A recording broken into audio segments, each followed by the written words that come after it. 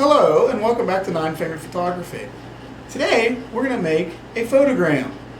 A photogram is just when you take a piece of light sensitive paper, place it under the enlarger, and put an object on it and shine the light. And then when you develop it, the area that your shapes or your object was, no light passes, so it remains white. The area where the light passed will turn black. The white border is because of the easel, which is very important, especially once we start making prints. The easel is where we place our photographic paper. And you place it right where the square is outlined, and that will give us a nice white border. Now, put that aside for now. This is an enlarger, okay? And this is the timer. Two very essential pieces of equipment in photography. The timer is how we control the on and off of the light and the enlarger. There's an on and off switch here. Notice the light is on. That's because it's on time and the timer has time on it. If you want to just take it on focus, the light remains on, but the timer is not moving. And you can shut the light on and off here. If you want to have it controlled by the timer, hit time, then hit on, and it'll automatically shut off for us. So that takes a while to get used to. I'm going to leave it on so I can show you how to adjust the enlarger. The first thing you need to do is make sure you have enough light coming out of the enlarger. So you want to open what's called the aperture till all the way of the largest setting so the most light comes through. Then you want to make sure your area covers the entire rectangle that you're working with. In this case, we're working with the medium-sized one. And you want to make sure if it does not cover the entire area, if you see little gray areas or where it's not bright white, we need to raise the head of the enlarger up. And that can be done on this one with the back of the hand crank. Some other ones have a little wing nut in the back you have to loosen up, or you might just have to raise and lower the head of the enlarger. This is the housing that houses the light bulb. This is called a negative carrier, and it slides in there. We're not going to be worrying with that right now. We can actually do it with the negative carrier in or without. And we already discussed the easel.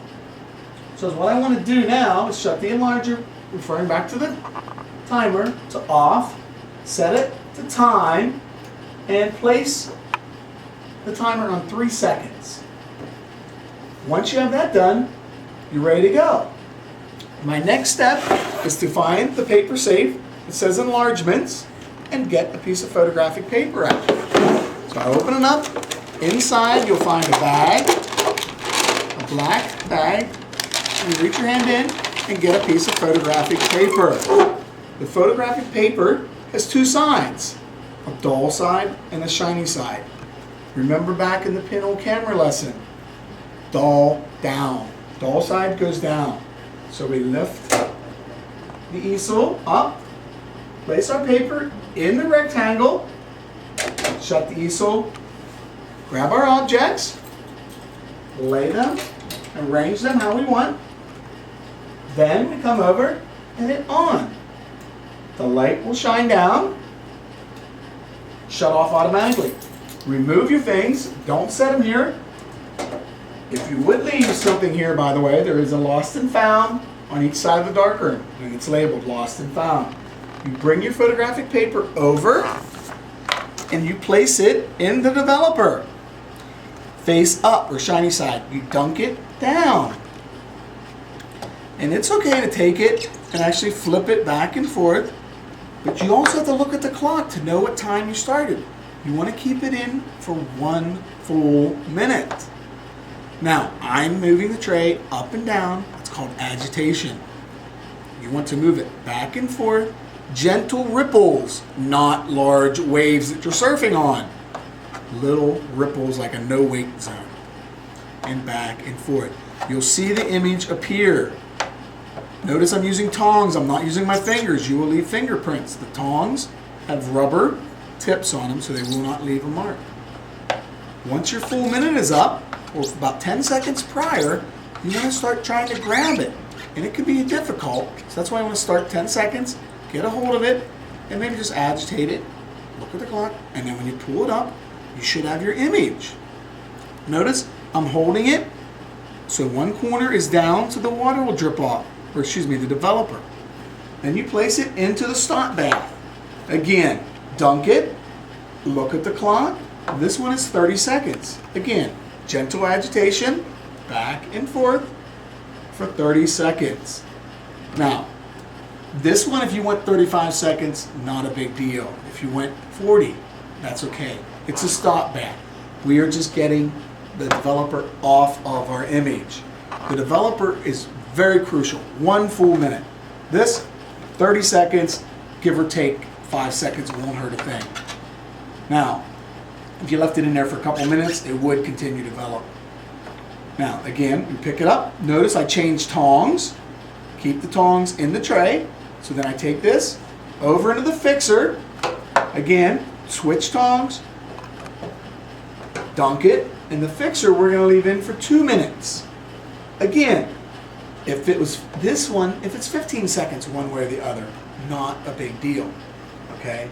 The farther you get along in the process, the more room for error. The margin of error can be greater. Now, while that's in the fixer, I want to turn on my rinse. And to turn the rinse on, we have a hot and cold. You want it room temperature, so if it's not on when you come back, just open both, about a quarter of a turn or maybe an eighth of a turn. Be careful. Sometimes you're going to come back here and this little basin might be flooding and full and running over the floor. If that happens, please contact your instructor and let them know. But before you do that, you might want to shut the water off if it's not already shut off. But it happens. It'll happen once a year, so we'll just deal with it. Now, after the 2 full minutes, pick up your photogram, place it in the rinse, and it'll swirl around there. Not a big deal. You do not need to agitate. Now might be a good time to go back and clean up your area. The enlarger you're working on. Make sure your jewelry's put back. And leave it in the rinse for 4 minutes.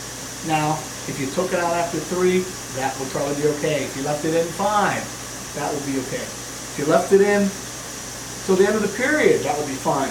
However, at the end of the day, if there's prints in there, they do get discarded. Once it's been in there for 4 full minutes, or close enough, you can take it out and now you may grab it with your fingers. Again, hold it, let it drip, and then we have our complete shadowgram.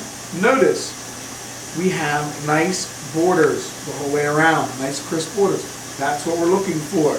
We have a white image surrounded by black.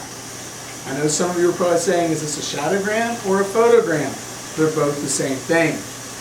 The textbook we use calls it a photogram. I learned it years ago and called it a shadowgram. But they're a lot of fun, and you may do too. So once it's done, you can go outside, run it through the print dryer, or you may hang it up on the clothesline by the windows, and then come back and get it tomorrow. Thank you, and happy shadow gramming / photogram from 9 Fingered Photography.